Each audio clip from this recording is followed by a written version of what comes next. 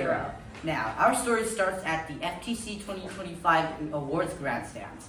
Our team has just won the Judges Award, and I thought, at the time, me, the team captain, thought, a trophy is just a piece of metal when it doesn't have any inheritance. So, that is our motivation for creating the team, VIS 32760 and VIS Venus 33524.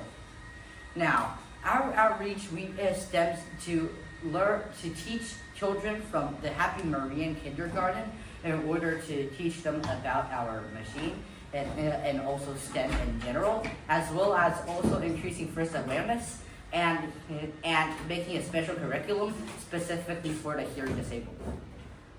We have a specialized strategy for this competition.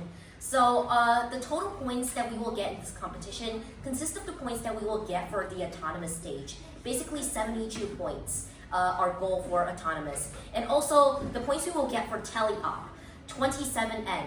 N being the number of cycles that we take in order to get artifacts.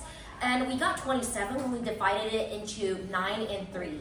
And 9 is the number of balls that can fit in the classifier at one time. 3 is the number of points that each ball is worth. We have also created a 13-second cycle. The 13-second cycle states that when we go from the loading zone, and then we go 3 meters towards the launching zone.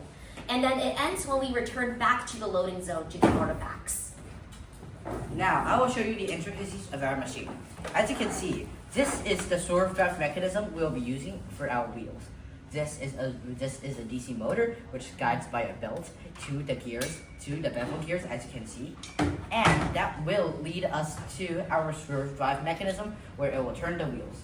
Not only this, as you can see here, our RCs are connected separately from the DC motors, allowing for rotation without interrupting with the DC motors.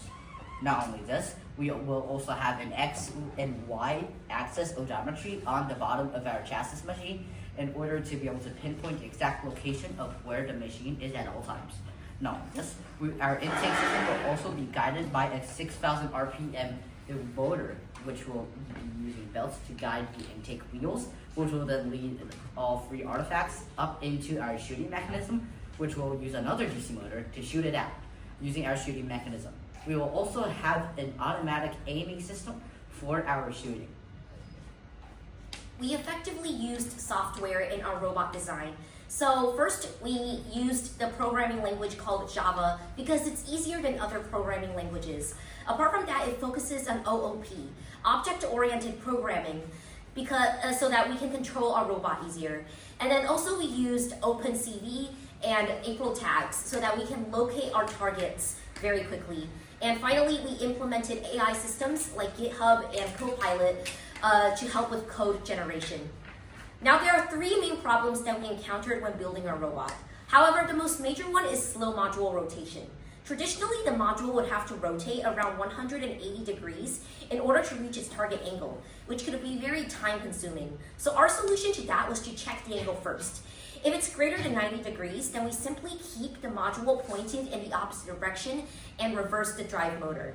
This improved our response time by about 50%. Now, the Asia Pacific WRO Challenge drone suspension machine brought the attention of Shangwei Technologies, where they gave us a tour of their entire facility and gave us sponsors. Not only this, they also gave us feedback about our machine, about the shooting mechanism, April Tech aiming, and intake. The deco puzzle has been solved, and the engine is warm, and the systems are green. We are ready for liftoff. We are VIS Mars 32760. Thank you. Thank you.